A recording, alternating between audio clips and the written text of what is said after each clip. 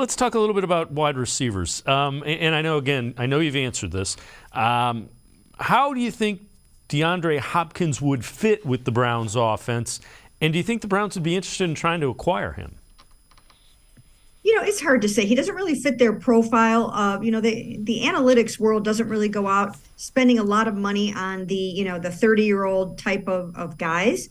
But I suppose some of it would depend on, what you could get him for. Some people say you could probably acquire him in a trade for a mid-round pick. Then you'd have to work out the money.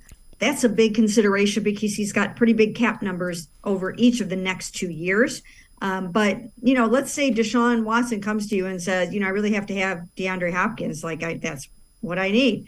If he says something like that, then I think you would put a lot of stock in that. So never say never, but right at the moment, a receiver turning 31, making that kind of money isn't what they usually like to do.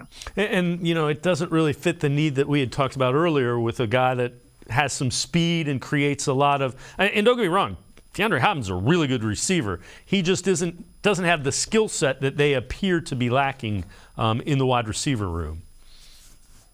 Yeah, I mean, we'll see. And, Anthony Schwartz, of course, has the speed, but he hasn't proven that he, can be on the field consistently and get the job done. So I really think that you need to look somewhere else for your speed.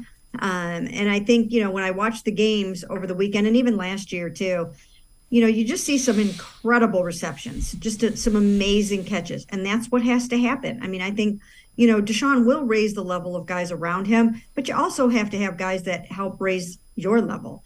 And I think that's what he needs.